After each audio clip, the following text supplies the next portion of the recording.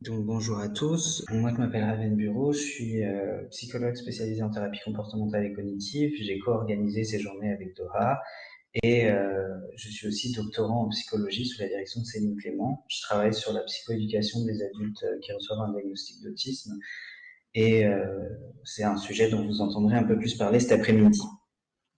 Et j'ai l'immense chance d'être accompagné par Marie et Stéphanie qui vont aussi intervenir lors de cette présentation pour parler donc du diagnostic tardif.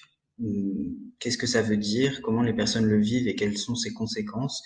Parce que l'idée de cette présentation de ce matin, c'est un petit peu, voilà, on parle d'autisme à l'âge adulte toute la journée, mais il y a aussi plein d'adultes qui se découvrent autistes justement à l'âge adulte, et donc c'est pas forcément quelque chose d'anodin, et c'est l'idée un peu de faire un peu un point en parlant à quel point ça peut être difficile d'arriver jusqu'au diagnostic, donc avec les obstacles qu'il y a, mais aussi une fois qu'on a reçu le diagnostic, qu'est-ce qu'on fait avec finalement. Donc pour commencer, le chemin jusqu'au diagnostic, il est vraiment pas facile. Euh, on retrouve dans les biographies, dans les témoignages, y compris dans la littérature scientifique aussi, les adultes qui reçoivent un diagnostic d'autisme, ils ont souvent une expérience de s'être sentis un peu décalés, bizarres, originales, de pas vraiment avoir réussi à trouver leur place dans les groupes scolaires, par exemple, ou leur groupe de pairs en général. Et c'est quelque chose dont ils ont pris conscience souvent pendant leur développement, sans forcément avoir réussi à mettre un mot sur ce qui pouvait expliquer cette différence ou ce décalage. Le mot de l'autisme, l'idée ou l'hypothèse que ça puisse être de l'autisme, elle va arriver par plusieurs biais souvent. Parfois, ça va être le diagnostic d'un membre de la famille qui va mettre la puce à l'oreille en disant ah bah finalement il y a plein de choses qui me ressemblent. C'est le cas notamment pour beaucoup de femmes qui finissent par entamer des procédures diagnostiques à la suite du diagnostic de leurs enfants parce que elles sont confrontées à plein de descriptions cliniques ou des questionnaires, etc. Et elles finissent par se dire mais cette expérience est un petit peu trop ressemble un petit peu trop à ce que moi je vis pour que ce soit juste un effet ou juste une coïncidence. Donc je vais peut-être aller vers le diagnostic aussi. Ça peut être la suggestion d'une personne de l'entourage, l'exposition médiatique, parce que par exemple la première étude que j'ai menée, l'écrasante majorité des participants m'ont dit que ah bah j'ai lu La Différence Invisible ou j'ai vu un reportage de Julie à la télé qui est là aujourd'hui euh, et euh, et ça a amené à finalement se dire ah ça peut être une piste. Et parfois, mais c'est encore très rare, l'orientation par des professionnels lors d'une prise en charge en santé mentale, notamment euh, lorsque la personne va consulter pour un, une anxiété, un trouble anxieux ou de la dépression, un burn-out, etc. Et un professionnel un peu formé arrive à voir un petit peu les signes de l'autisme. Mais une des plus grandes difficultés, c'est l'accès à l'information. On peut le voir dans une immense enquête européenne qui a été menée très récemment. Il y a moins de la moitié des répondants adultes et de leurs aidants, donc là les aidants, c'est les aidants familiaux notamment, qui rapportent savoir où trouver l'information quant au diagnostic d'autisme à l'âge adulte. Donc on leur avait posé des questions sur est-ce que l'information était facilement trouvable sur Internet, par exemple, etc. Et il y a moins de la moitié qui disent ben je sais où trouver, où j'ai réussi à trouver de l'information pour accéder aux procédures diagnostiques.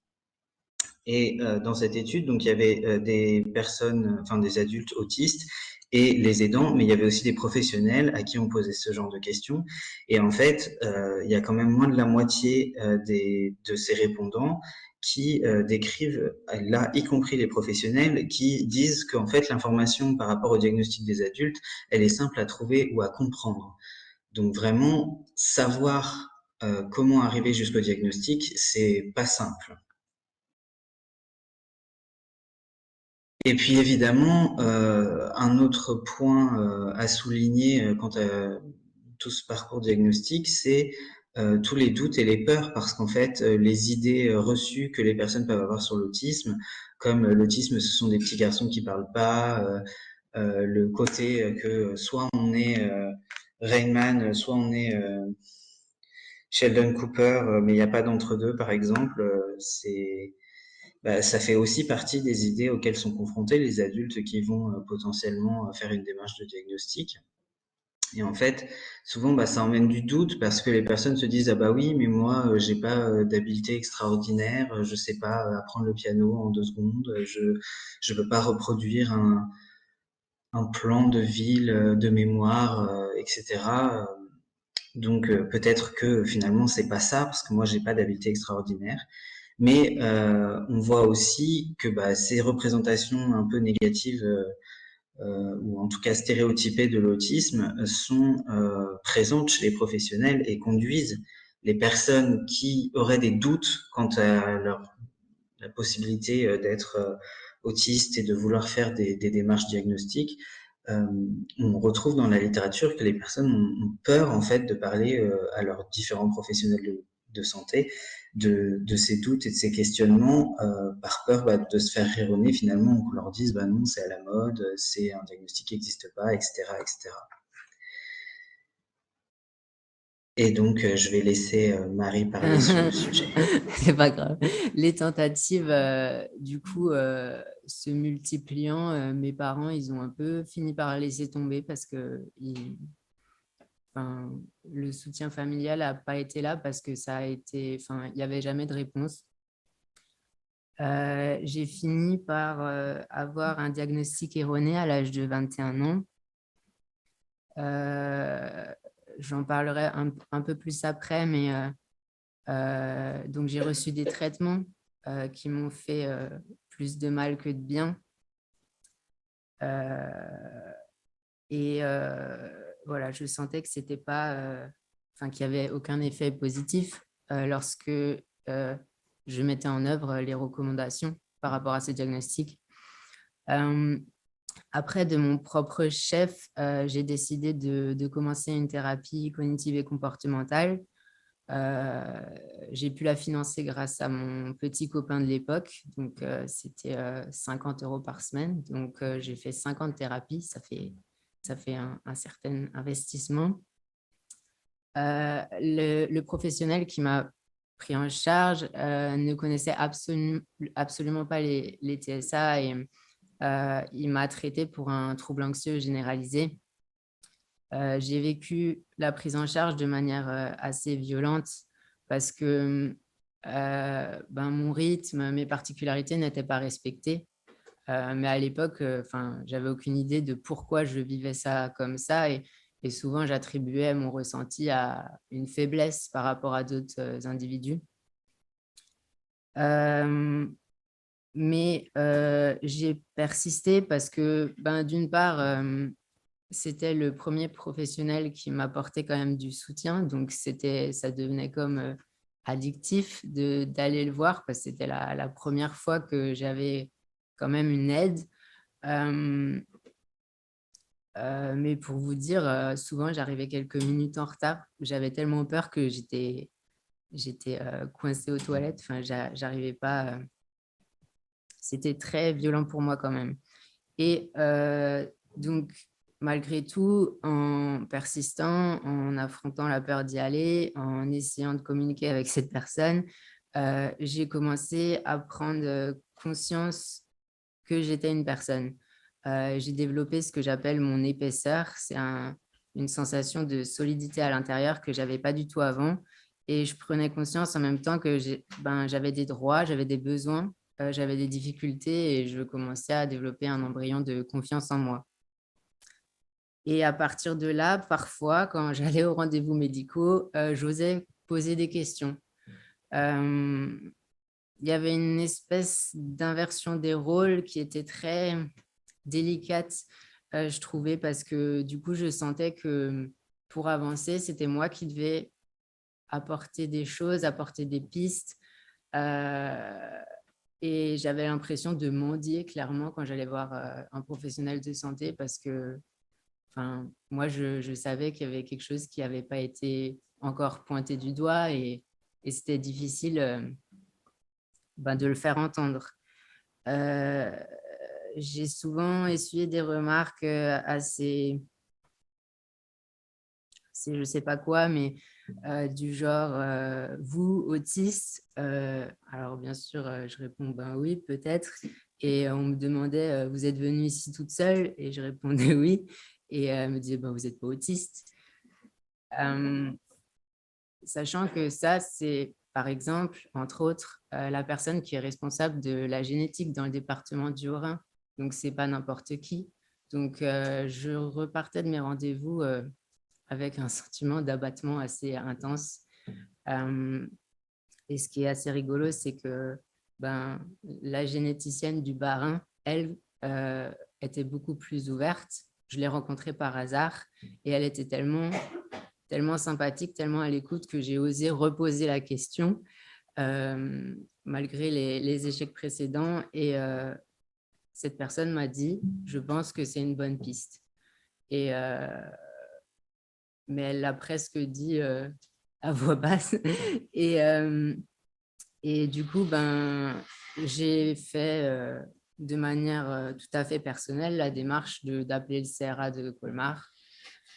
Et, et je me suis rendu compte que finalement, même après le diagnostic, il y avait un sentiment d'illégitimité parce que je me suis dit, ben, je suis tellement allée le chercher, ce diag, que finalement, ils ont fini par me le donner. Enfin, ils m'ont fait une fleur, je sais pas. Et du coup, je me rends compte que ça fait pas longtemps que ce sentiment il disparaît et que je suis capable d'accepter les difficultés. Et pour finir, juste par rapport aux ressources, par rapport à l'endroit où je trouvais mes informations, moi, c'était dans mes cours surtout.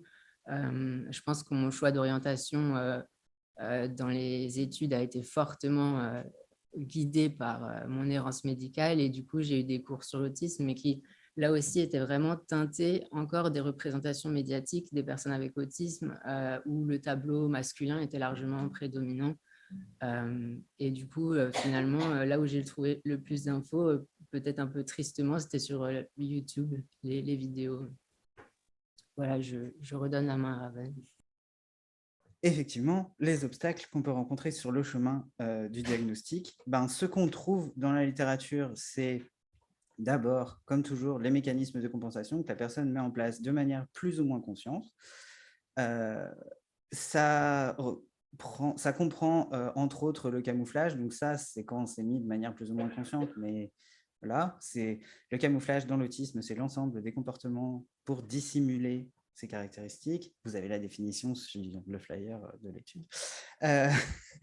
Il y a le fait de complètement, enfin en fait de se réfugier dans l'intellectualisation de ce qui se passe, d'essayer de comprendre, parce qu'à force d'essayer de comprendre le monde qui nous entoure, bah, à chaque fois tout devient voilà, alors là j'ai dit ça, c'est ça qu'il fallait pas dire, donc à cette phrase-là je vais changer, je vais essayer autre chose, etc.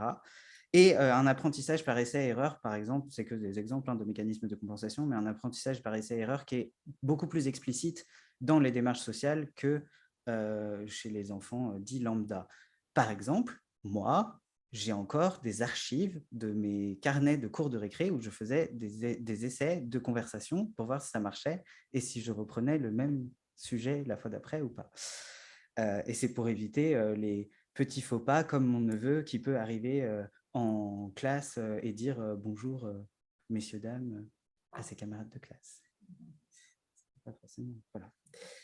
Peut y avoir aussi, comme Marie l'a mentionné, parfois en fait, la présence d'autres diagnostics. Donc parfois, ces diagnostics ils sont erronés, ça arrive, et parfois, et du coup, bah, ça empêche de repérer les caractéristiques de l'autisme parce que tout est attribué à d'autres diagnostics. Et il y a parfois aussi des particularités qui sont soulignées par des professionnels. Dans le cadre de mon étude, j'ai rencontré quelqu'un qui m'a dit, mais moi, quand j'avais 14 ans, on m'a dit, vous êtes HPI.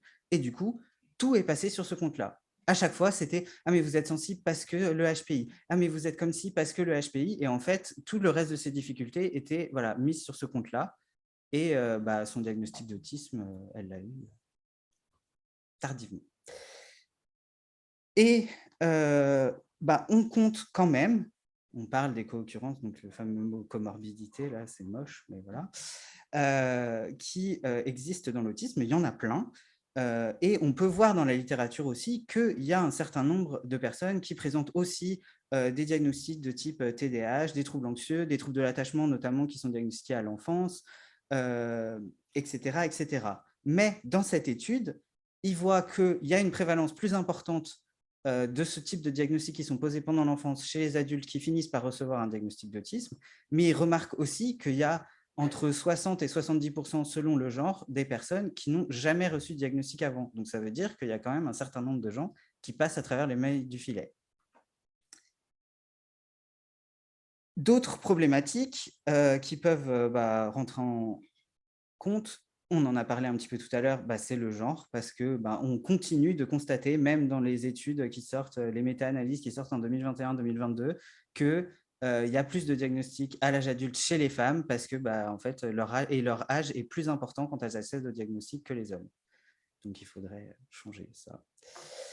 Et enfin, il y a en fait certaines caractéristiques autistiques qui rendent en général l'accès aux soins plus difficile. Donc, parce qu'aller prendre un rendez-vous, c'est appeler au téléphone, même s'il y a Doctolib, tout le monde n'est pas dessus. C'est pouvoir se déplacer dans un endroit qu'on ne connaît pas, potentiellement se faire toucher par quelqu'un qu'on ne connaît pas, etc. etc. Parfois, par exemple, dans certaines régions, les centres ressources autisme n'ont pas de psychiatre sur place. Donc, il faut déjà trouver son propre psychiatre pour aller jusqu'au diagnostic. Donc, ça multiplie les rendez-vous. Il faut trouver quelqu'un qui a de la disponibilité, qui est d'accord de le faire, qui va contacter le CRA, etc. etc., etc. Donc, ça met des bâtons dans les roues. Et on peut voir, donc vous ne le voyez pas parce qu'il y a le truc de Zoom devant, mais il y a une saturation des services. Ça, ce n'est pas nouveau. Dans la stratégie nationale, le fameux plan autisme, il donne une moyenne de 446 jours entre le premier appel au CRA et le premier rendez-vous. C'est vraiment très dépendant des régions, parce que dans certaines régions, il y a une enquête qui a été faite par Asperanza, qui est un grand forum, une grande association dans l'Ouest. En 2018, il y avait plus de la moitié des gens qui disaient qu'elles ont attendu 1 an et plus, voire même 3 ans. Parce qu'à un moment, au CRA à Brest, c'était 5 ans d'attente. Donc, ça retarde forcément l'accès au diagnostic. Et le point qu'on retrouve dans toutes les études, c'est que les professionnels ne sont pas assez formés ou informés. Vous ne trouverez pas, enfin peut-être, du coup je vais donner un challenge, quelqu'un va me la trouver, mais il y a 90%, je dirais, au moins, des études qui parlent de l'autisme à l'âge adulte finissent par « il faut parce que voilà, dans l'étude, on dit à quoi ça sert pour la suite, etc. Et ça finit par « il faut que les professionnels soient plus informés et formés ». La différence, et c'est pour ça aussi que j'ai invité des personnes à participer, c'est que oui, dans les congrès comme ça, on voit qu'il y a plein de choses qui s'améliorent. On voit que les chiffres de diagnostic s'améliorent. On voit qu'il y a de plus en plus de personnes qui sont diagnostiquées à l'âge adulte, etc., etc. Sauf que dans la vie concrète des gens, ça met beaucoup de temps à arriver. Parce que, oui, on a trouvé un super outil diagnostique. Alors après, il faut qu'il soit testé, il faut qu'il soit validé, il faut que les professionnels soient formés. Et ensuite, le temps que ça arrive et que ça a un impact sur la vie concrète des gens, voilà, il y a des gens qui attendent 10 ans un diagnostic.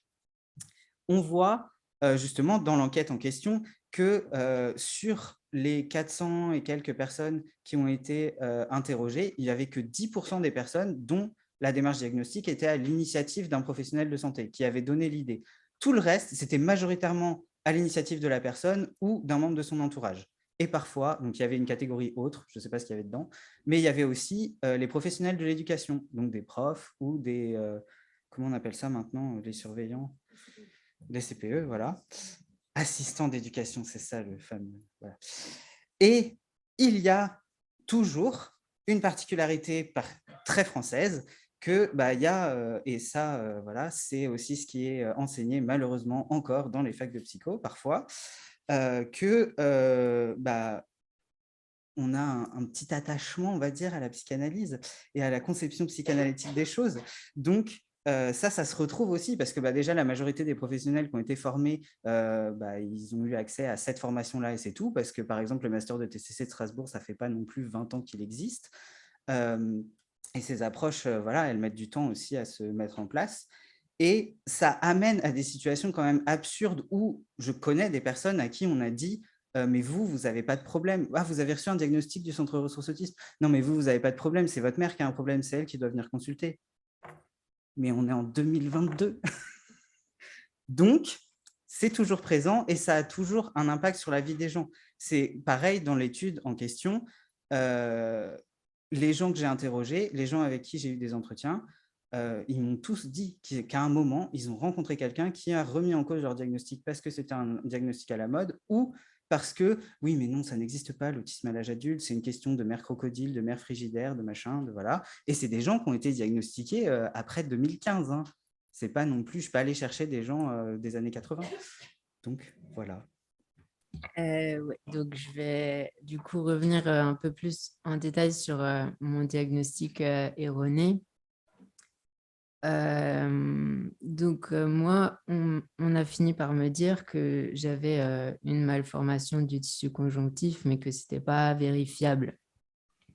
Parce qu'en fait, ce qui a fait le plus obstacle finalement à mon diagnostic, c'est que moi, je confonds douleur physique et douleur émotionnelle dans le sens où la douleur physique a pour moi quelque chose de rassurant, étant donné qu'elle me signale quand même mes contours et qu'elle me permet de me situer. Et du coup, quand je n'allais pas bien, la seule chose que j'étais en mesure de verbaliser, c'est que j'avais mal. Parce que pour moi, les émotions, je les vis plus violemment que les chocs physiques. Et du coup, c'est finalement un tableau de douleur chronique qui a été retenu chez moi. Du coup, j'ai été engagée dans une thérapie avec un psychologue spécialisé de ce diagnostic qui s'est avéré en fait ne même pas avoir le titre de psychologue en réalité, mais ça c'est autre chose. Et du coup, pendant un an, j'étais invitée à arrêter mes activités sportives, c'est-à-dire ma passion, ma béquille, parce que les douleurs venaient de là, elles étaient forcément aggravées par cette pratique et il fallait passer à des pratiques beaucoup plus douces. On m'a expliqué que si j'avais des enfants, ils auraient sûrement des douleurs aussi, peut-être un peu moins, peut-être un peu plus. On m'a expliqué que ce serait bien de faire le deuil d'un travail à plein temps parce que les douleurs, elles n'allaient pas partir. Et ben, quand j'écoutais toutes ces recommandations, moi, je voyais que ça n'allait pas mieux, au contraire. Il a même été... un moment, je tenais plus assise. J'avais plus de... Enfin, mon tonus musculaire était vraiment dans les chaussettes. Et du coup, il a été question d'une aide à la marche,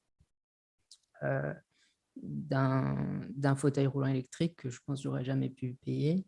Et voilà. Et donc, il y a eu un moment, comme je disais avant, comme en parallèle, je commençais à me rendre compte que j'étais quelqu'un, ben, j'ai dit non, stop, quoi. Enfin, là, ce que vous me dites, ça n'a pas de sens. Et du coup, ben, c'est comme ça que ça a commencé à aller mieux avec les prises en charge adaptées et que j'ai pu reprendre le sport ben, l'année dernière. Et au niveau des délais,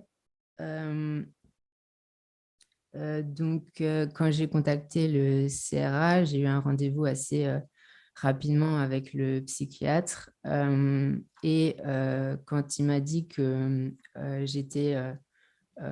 il allait me mettre sur les listes d'attente, il m'a expliqué qu'il faudrait compter 3 ans pour pouvoir passer les tests. Et qu'en attendant, il n'avait rien à me proposer, que la seule chose qui pourrait éventuellement m'aider, c'est d'aller dans les groupes d'entraide mutuelle Mais du coup, c'était 3 ans, toujours sans aide, sans accompagnement. Et heureusement qu'il y avait le GEM de Mulhouse et puis après de Strasbourg. Mais du coup, c'était 3 ans toujours de questionnement. En fait, j'ai jamais fait mon diagnostic au CRA. Quand j'ai entendu parler des Grémo TSA, je me suis jetée sur mon téléphone et j'ai appelé, j'ai expliqué que j'avais pas le diag et c'est pour rentrer dans les Grémo que j'ai eu un diagnostic finalement hors CRA, quoi. Et donc, aujourd'hui, ma prise en charge spécialisée, c'est les Grémo parce que, comme disait Ravenne, trouver un psychologue ou un psychiatre qui a encore de la place et qui connaît les TSA, c'est pas évident, c'est pas chose facile. Donc moi, je me sens très, très chanceuse d'avoir accès à ça, mais je sais pas comment ils font les autres. Voilà, j'ai fini. Et donc, une fois qu'on a réussi à faire, on a passé la liste d'attente. Enfin, déjà, on s'est posé la question. On s'est dit, c'est peut-être ça. On a réussi à trouver des professionnels qui nous ont envoyés vers un CRA. On a passé la liste d'attente. On a passé les tests. On arrive au moment où on a un rendez-vous où on va nous expliquer les résultats des tests. Le problème, c'est qu'un diagnostic, c'est un diagnostic. On voit que, en général, les diagnostics, alors là, on parle de diagnostics qui sont classifiés autour de la santé mentale en général. Ils sont beaucoup plus associés à la façon dont la personne, enfin voilà, à l'identité, à la façon dont la personne se conçoit, parce que c'est lié à la façon dont elle fonctionne, plutôt qu'un diagnostic de type cancer, par exemple, ou un diagnostic physiologique, où là, ça devient plus des symptômes à soigner, quelque chose à éliminer. C'est difficile, quand c'est lié à la façon dont le cerveau fonctionne, de dire, bon, bah, du coup, on va changer votre cerveau, parce que déjà, ce n'est pas possible, mais aussi, enfin, c'est possible avec la plasticité cérébrale, etc., mais ce n'est pas possible, on ouvre comme un Playmobil, on prend le cerveau, on met un autre, voilà.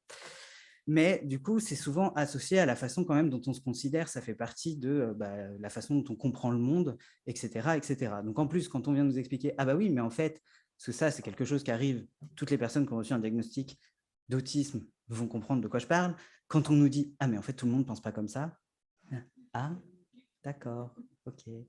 Et ça, on découvre parfois même plusieurs années après le diagnostic, ah bah non, ah non, d'accord, mais moi je croyais que tout le monde pensait comme ça, en fait, d'accord. Et du coup, forcément, ça a un impact important sur la façon dont on se considère, mais aussi sur l'identité sociale en lien avec les représentations sociales qu'on a mentionnées tout à l'heure. Et comme en plus, c'est un diagnostic qui est dans les classifications psychiatriques, eh ben, ça entraîne ce côté un peu, du coup, les personnes, malheureusement, c'est quelque chose qu'on retrouve chez aussi les professionnels, ça fait partie des attitudes qu'on peut avoir en lien avec les représentations sociales. Les personnes qui ont un diagnostic qui est classifié dans la psychiatrie, elles sont souvent, en général, moins considérées comme aptes à prendre des décisions pour elles-mêmes, à pouvoir donner une représentation réaliste de ce qu'elles représentent, de ce qu'elles pensent, de ce qu'elles vivent comme émotion, etc., etc. À chaque fois, c'est oui, non, mais c'est l'autisme qui dit ça, c'est parce que blablabla. Et donc, les personnes décrivent souvent se sentir placées d'un coup. Elles sont passées de personnes qui se sont battues pour aller jusqu'à le diagnostic en disant « mais c'est moi qui ai vu les premiers signes » à « maintenant je suis un patient pris en charge et ce que je dis, c'est forcément influencé par l'autisme et on prend moins en considération ma parole ». Et donc forcément, on voit dans tout plein de recherches aussi qu'il y a des représentations sociales négatives en général associées au diagnostic psychiatrique. Donc les personnes sont considérées comme dangereuses, par exemple, ou moins capables de prendre soin d'elles-mêmes. Aux notions de handicap aussi, parce que c'est toujours des gens, il faut toujours s'adapter, les adaptations c'est toujours coûteux, c'est compliqué, c'est machin, voilà. Et même dans les représentations liées à l'autisme, dont quelqu'un a écrit une thèse là-dessus il y a quelques années. Et donc forcément, il y a un besoin d'accompagnement à l'annonce de ce diagnostic, parce que voilà, on nous lâche une bombe, vous êtes autiste, et souvent ce qui suit c'est au revoir. Donc, en sortant du rendez-vous, on se rend compte qu'en fait, même dans l'enquête, qui est pourtant, cette enquête, elle est très récente, il y a quand même 67% des personnes qui ont reçu un diagnostic qui ont reçu rien du tout, à part le diagnostic, qui n'ont pas eu d'orientation vers un autre service, qui n'ont pas eu d'informations sur ce que c'est l'autisme, qui n'ont eu rien du tout. Parce que l'enquête faisait une comparaison avec les recommandations de bonne pratique, qui sont donc de ne pas laisser la personne dans la nature. Et ça, c'est les personnes qui ont dit « j'ai reçu rien du tout ». Après, si on rajoute le pourcentage des personnes qui ont reçu juste une recommandation ou un flyer, c'est énorme. Donc après, ça laisse, je crois, une trentaine de pourcents qui ont reçu un vrai... qui ont été dirigés au moins vers des services qui, après, se retrouvent saturés, etc. etc. Mais voilà, c'est quand même... Il y a beaucoup de personnes donc qui décrivent le fait que voilà, on leur dit vous êtes autiste, bisous. J'ai une personne dans mon entretien qui m'a dit mais moi j'avais l'impression que c'était ça, c'était on me donnait ma carte, salut vous êtes autiste et puis bonne vie quoi, bonne chance. Et on voit quand même dans les recherches que de plus en plus, on dirige aussi vers justement les groupes d'entraide mutuelle, etc. Enfin, on dit oui, il y a ces endroits-là où vous pouvez aller, vous allez peut-être rencontrer des personnes. Ça arrive aussi quand on dit dans l'attente du diagnostic. Et il y a quand même un effet positif. Les personnes rapportent que rencontrer d'autres personnes qui vivent la même chose, ça leur apporte quelque chose. Et enfin, on le voit, c'est pareil, c'est écrit partout dans la littérature. Il n'y a pas assez de choses qui sont proposées aux personnes après le diagnostic, surtout les adultes. Parce que souvent, les interventions, c'est très capitaliste, c'est pour les gens qui vont être productifs pour la société plus tard. Donc, les personnes âgées, par exemple, il y a de plus en plus de recherches sur les personnes vieillissantes dans l'autisme, on dit oui, non mais du coup, c'est beaucoup d'argent et puis en fait, ça ne va pas servir à grand-chose. Donc, on va focaliser notre argent sur les enfants, les adolescents, la transition à l'âge adulte, parce que comme ça, ce seront de bons travailleurs ensuite. Mais voilà, l'annonce du diagnostic, ce n'est pas forcément simple. Bonjour. Alors moi, j'ai été diagnostiquée autiste à l'âge de 49 ans. Donc, mon parcours est plutôt atypique puisque contrairement à la majorité des personnes qui attendent plusieurs années pour obtenir un diagnostic, moi, ça ne m'a pris que quelques mois entre le premier contact avec le CRA et l'annonce. C'est ce qu'on appelle un diagnostic flash. Depuis toute petite, je connais des difficultés de communication dans les relations sociales. Je n'étais jamais intégrée, toujours à côté des autres. J'étais qualifiée de tous les noms, d'asociale, froide, hautaine, bizarre, voilà.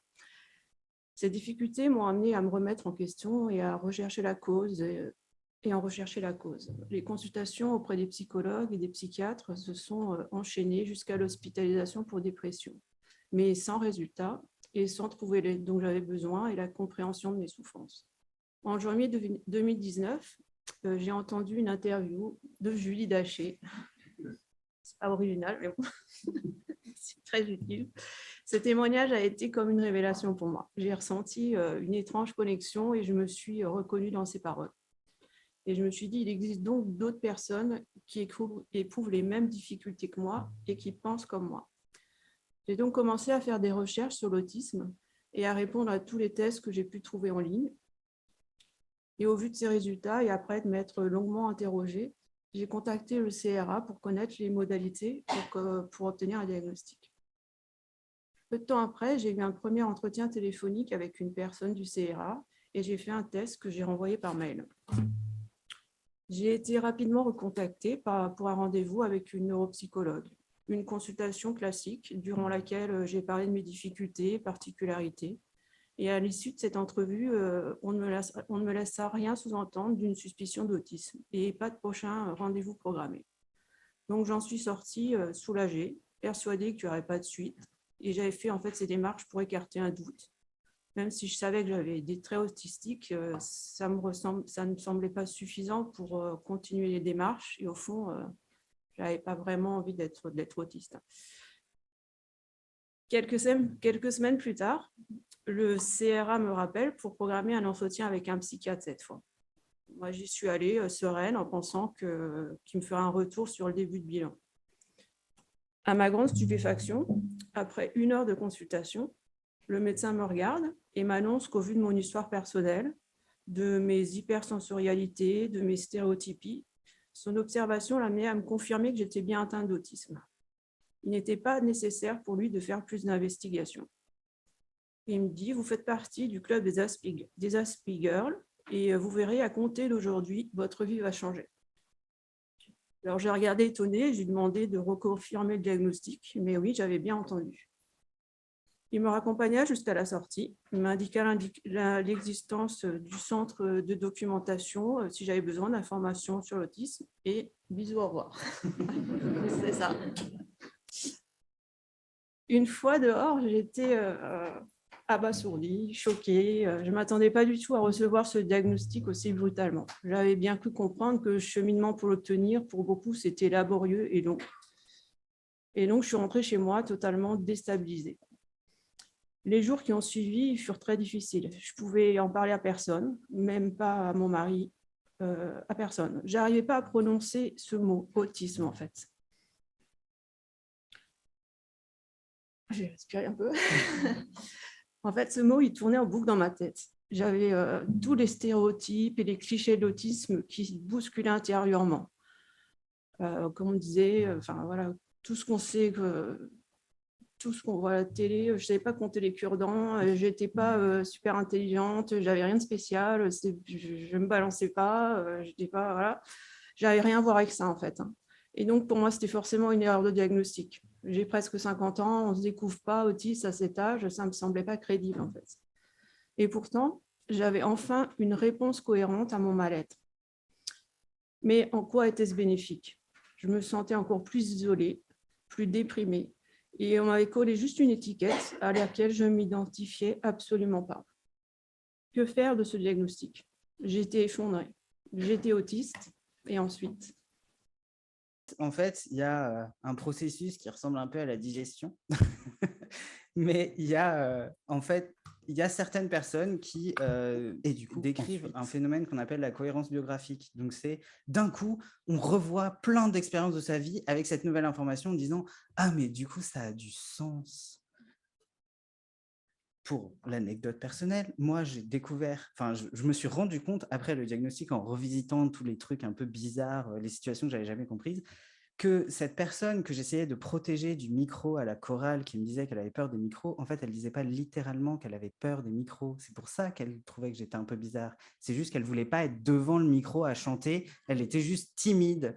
Et il a fallu attendre le diagnostic quasiment presque 10 ans après les événements en question pour que ça me fasse tilt. Parce que j'avais la nouvelle information de « Ah, mais ça voulait dire ça, en fait ». Donc, en fait, souvent, il y a quand même ces nouvelles informations parce que les personnes qui arrivent au diagnostic, elles ne se lèvent pas un matin en se disant « Tiens, je suis peut-être autiste, je vais aller faire le diagnostic ». Comme on a dit, c'est long, donc les gens vont quand même chercher un peu des informations, font des tests sur Internet, etc.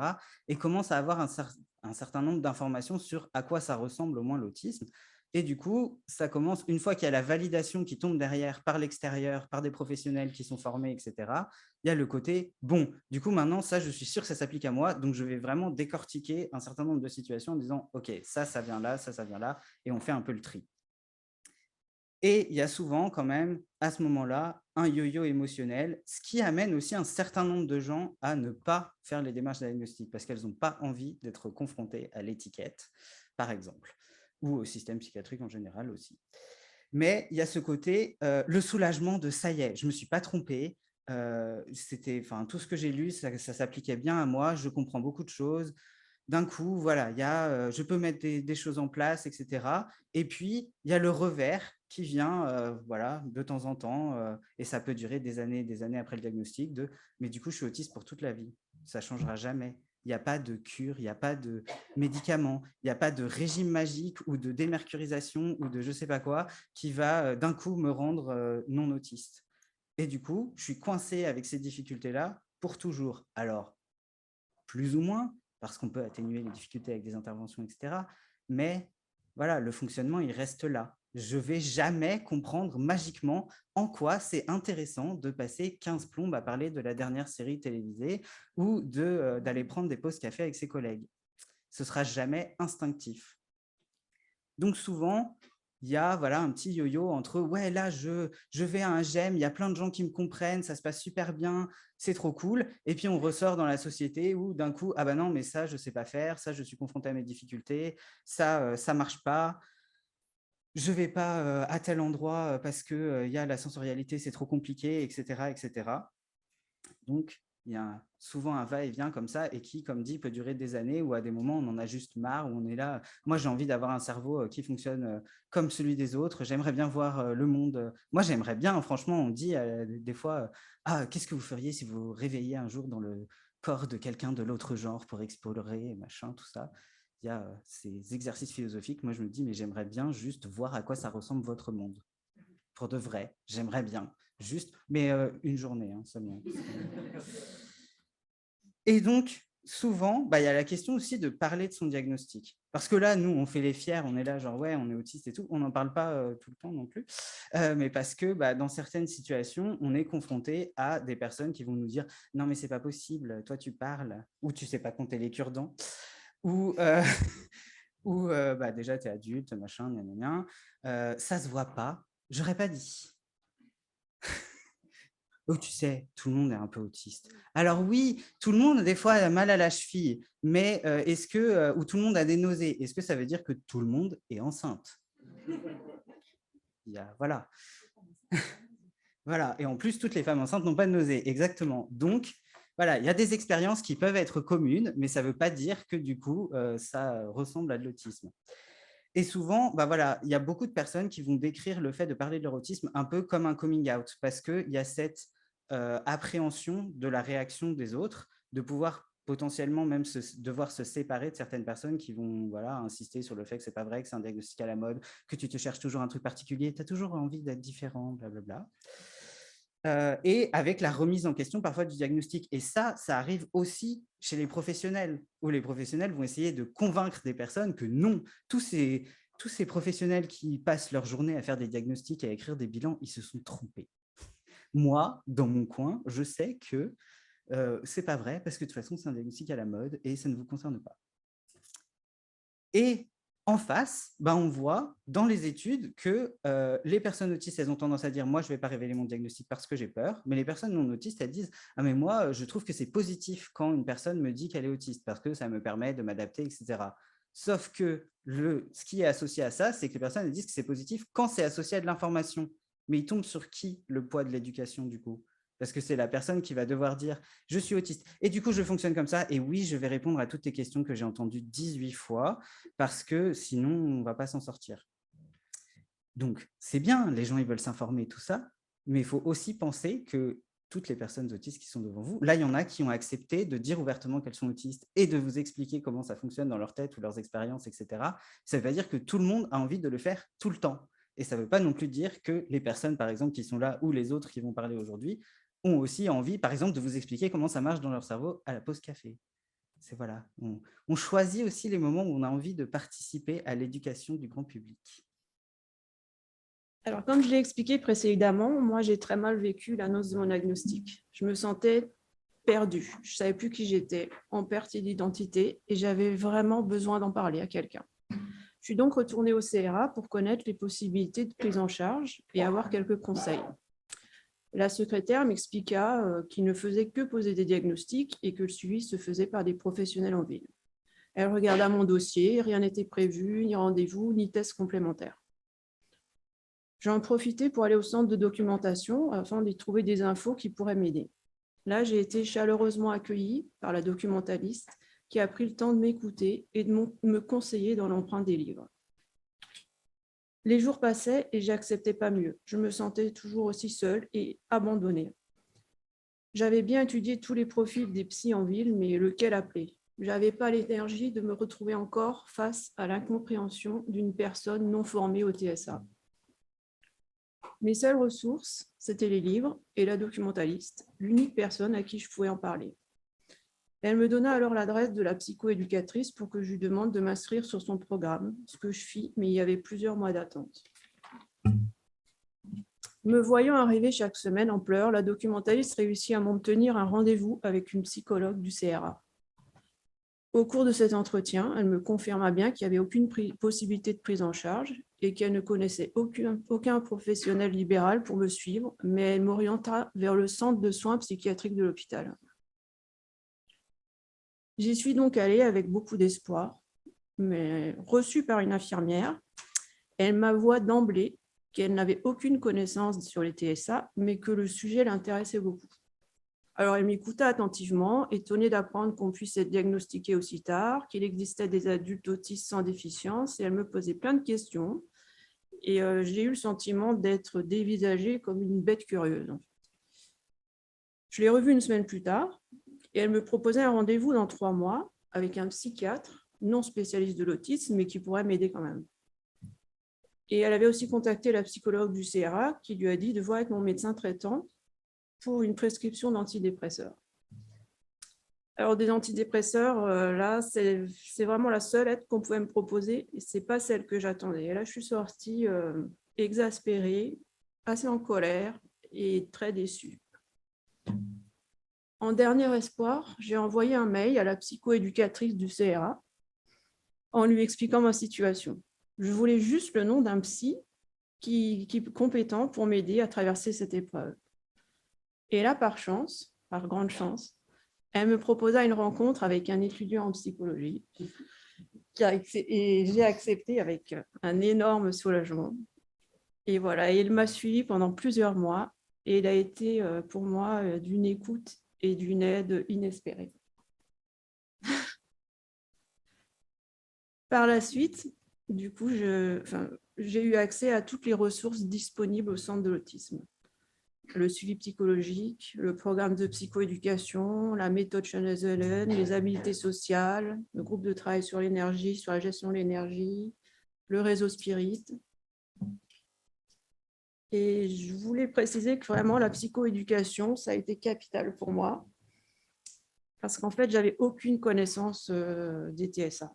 J'ai dû tout apprendre. Et ce programme, il m'a vraiment permis de me connaître, de valider le diagnostic, de me détacher de l'étiquette d'autisme et de reconstruire ma nouvelle identité. Toute cette prise en charge m'a permis d'évoluer et tout doucement d'accepter le diagnostic. Mais bon, quel dommage que de temps perdu que cet accès et ces aides étaient si longues et compliquées à obtenir. Dans mon cheminement, j'ai été très souvent en colère. Colère contre tous les professionnels de la santé que j'ai croisés dans ma vie et qui n'ont pas su détecter les signes d'un TSA. Colère contre le manque de soutien et d'informations post-diagnostic. Colère de penser à mon passé et à réaliser que j'ai traversé des épreuves qui auraient pu être évitées ou vécues autrement si j'avais su la cause de mes différences. Car oui, comme beaucoup de personnes avec autisme, j'ai eu un parcours de vie difficile, dans la solitude, l'anxiété, la dépression. Vouloir absolument coller aux codes sociaux, m'intégrer professionnellement, assurer mon rôle de mère, ça m'a demandé une énergie et un combat de chaque jour. Et tout ça dans le silence.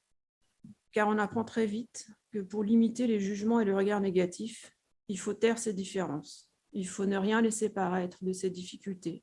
Il faut faire de son mieux pour s'adapter au fonctionnement des autres. Si j'avais eu connaissance de mes particularités plus jeunes, j'aurais certainement fait d'autres choix.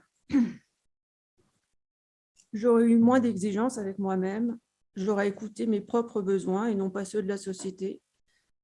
J'aurais été tellement moins anxieuse, fatiguée et triste, une personne plus équilibrée et de ce fait, une mère plus calme et plus disponible pour mes enfants.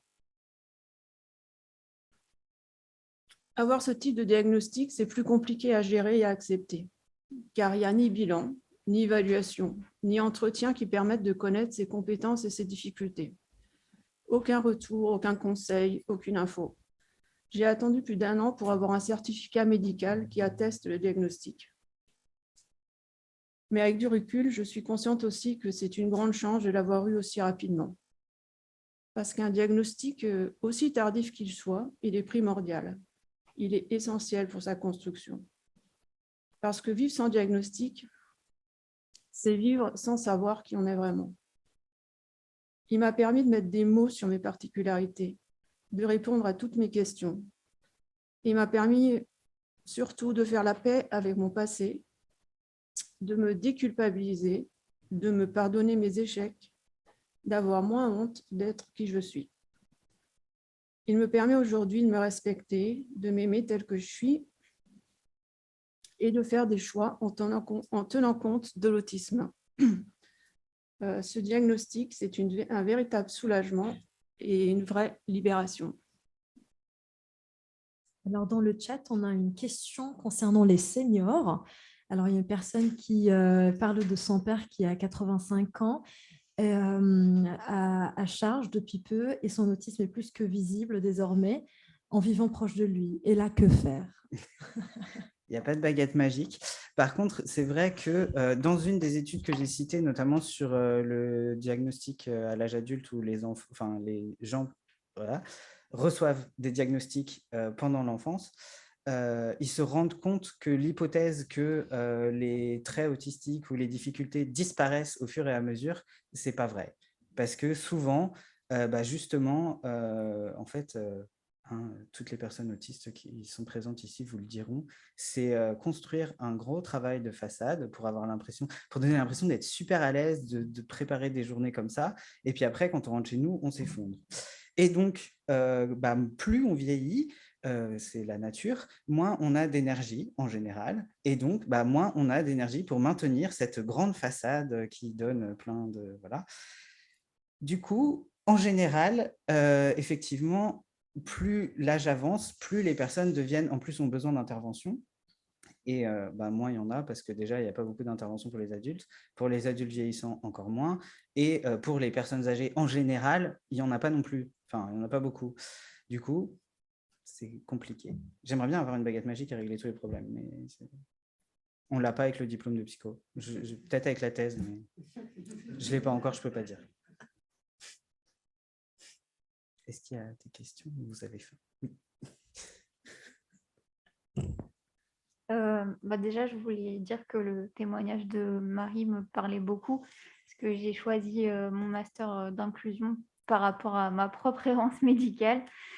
Et du coup, j'ai aussi puisé j'ai trouvé toutes les ressources dans les cours que j'ai. Après, j'ai eu de la chance parce que moi, c'est des cours dispensés par Céline Clément. Donc, ça arrange un peu les choses. Et la question, en fait, c'était de savoir... moi aussi, je suis en attente d'un diagnostic et j'ai contacté le CRA par mail. Je me suis dit, c'est cool, ils ont un mail. Et puis, ils me répondent, il faut que tu téléphones. Donc, j'ai dit, du coup, j'ai attendu un mois, le temps de me préparer à téléphoner. Et c'est pareil pour des psys ou des psychiatres. Quand j'ai contacté pour agoraphobie, ils m'ont dit, il faut que tu viennes. J'ai dit, non, je ne peux pas venir. Et en fait, je me demandais, est-ce que c'est dans leur politique de prévoir des aménagements ou juste d'avoir une autre organisation, parce qu'on nous demande quand même de téléphoner, de venir, de prendre le train pour aller à Brumath, typiquement, je ne sais pas où c'est, et de rencontrer des gens qu'on ne connaît pas, comme dit, est-ce qu'ils n'ont pas pensé à ça, à faire autrement, je ne sais pas, plus simple. Quand on créera un centre diagnostique, ce sera mieux. Non, mais c'est vrai qu'il y a quand même Parfois, on se pose la question quand on nous dit... C'est un peu comme les fournisseurs d'accès à Internet qui nous disent ah bah oui, là, vous m'appelez parce que vous n'avez pas accès à Internet, mais il faut envoyer un mail. Oui, le principe, en fait.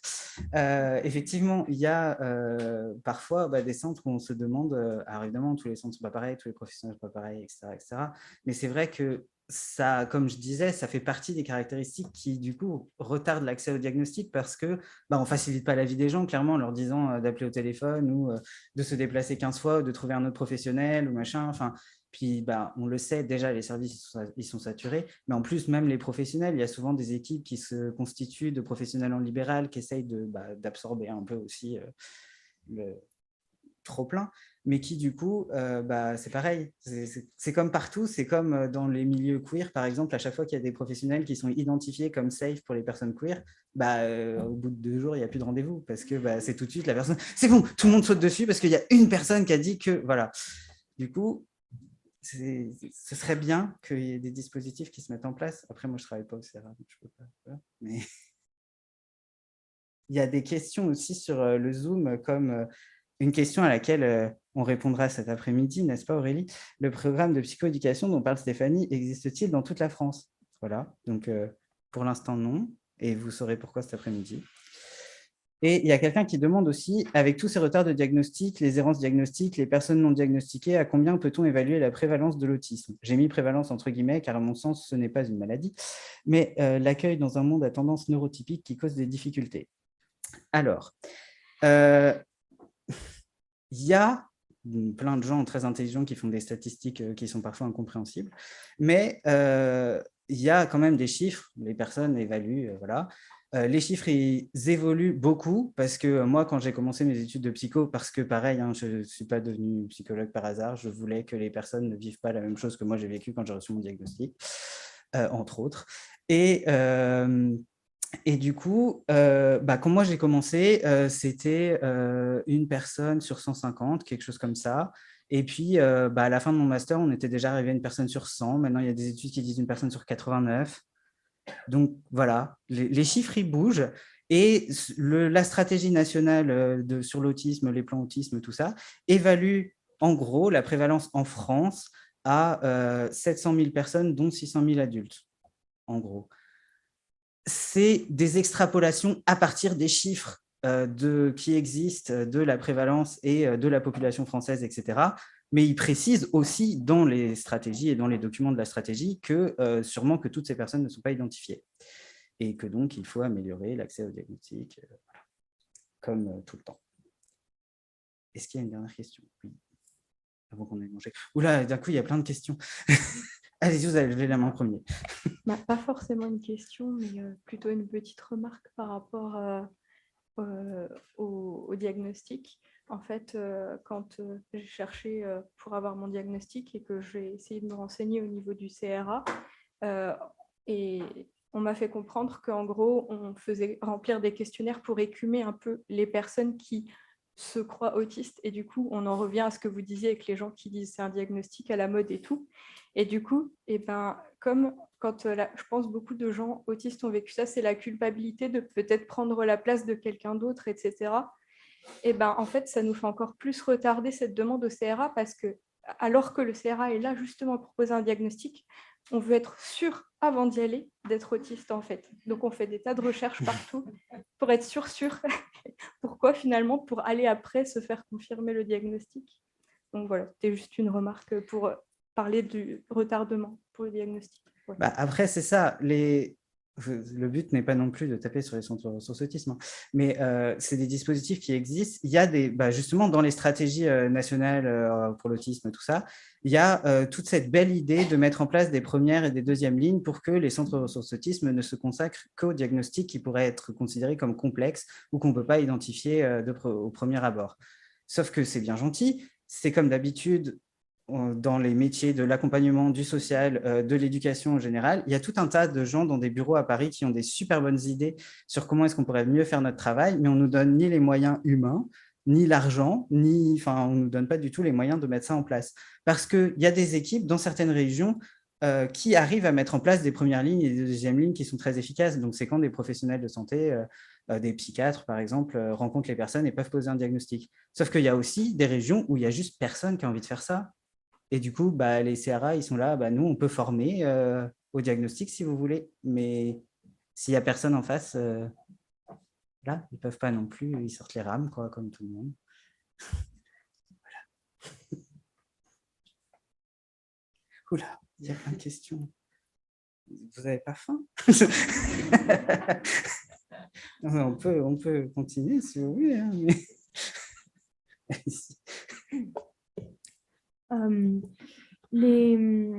les gens qui réagissent à notre diagnostic, comme moi aussi, je vis ça pour un trait autistique expliqué, ou typiquement, tu veux te sentir différente, etc. Je le vis tout le temps. Et je me rends compte que le problème, c'est quand ça arrive dans mes très, très, très proches. Et ça arrive, et ce n'est pas forcément quelque chose qui est censé être malveillant. À chaque fois, ça renforce encore plus mon sentiment d'illégitimité, mon syndrome d'imposteur, et je n'arrive pas à me l'enlever, alors que ça fait 3 ans que j'ai été diagnostiquée. Et je n'arrive pas trop... J'ai beaucoup de mal à expliquer mon autisme, même dans mes relations amoureuses, etc. Parce qu'il se voit très peu, parce que je suis un peu le champion du camouflage. Et du coup, j'aimerais bien trouver une façon, un moyen, une ressource pour pouvoir expliquer à mes très proches de façon un peu personnalisée en quoi, quels sont mes traits autistiques et en quoi voilà, ça interagit avec ma vie parce que c'est... Je ne sais pas combien de temps je vais encore pouvoir tenir que ma copine me dise bah, moi aussi je vis ça et j'ai envie, à chaque fois je dis non ou alors fais un diag, je ne sais pas, mais parce qu'à chaque fois ça minimise énormément mon vécu et en même temps je comprends son point de vue mais j'arrive pas je pense que moi-même je minimise beaucoup ma façon d'expliquer mon autisme. Comment faire pour faire passer l'info à apparemment quelqu'un de neurotypique, après on ne sait pas, pour qu'elle comprenne que j'invente pas, quoi. Bah, ce serait bien s'il y avait des supports qui existaient. Moi, je me souviens qu'après mon diagnostic, j'ai fait une mini BD qui s'appelle « Je suis un aspicot », où j'ai justement dessiné des choses pour expliquer ça, voilà comment ça marche, voilà pourquoi je suis comme ça. Donc, je l'ai donné à mes parents, à mes sœurs, à mes amis et tout. Mais ça peut être prochain projet de la Spirit. Mais c'est vrai que ça serait bien d'avoir au moins un truc une base dans lequel on pourrait piocher pour nous, après, dire, voilà, ça se présente comme ça chez moi et pouvoir le présenter à d'autres personnes. Je l'ai écrit aussi. Voilà. J'avais beaucoup de mal aussi à l'expliquer aux gens et vraiment, je n'arrivais pas à en parler. Et quand on me demandait ce que c'était, je n'arrivais même pas à le décrire, ni ce que je ressentais, comment je le vivais. Donc, en fait, j'ai pris le temps d'écrire, en fait. J'ai écrit vraiment seule et j'ai pris les caractéristiques et tout ce qui me concernait et toutes les difficultés que j'avais pour légitimer justement quand on me demande mais non, t'as pas l'air... t'as pas l'air. Hein. Mais du coup, il faut se justifier tout le temps, en fait. Mais ça ressemble à quoi une personne autiste ? On s'en faute, on se dit mais mince, je suis obligée de justifier, donc et on est déstabilisé. Du coup, je savais jamais quoi répondre et du coup, maintenant, j'ai écrit, en fait. Et comme ça... quand j'ai besoin de le dire à quelqu'un, je sais sur quoi m'appuyer. En fait.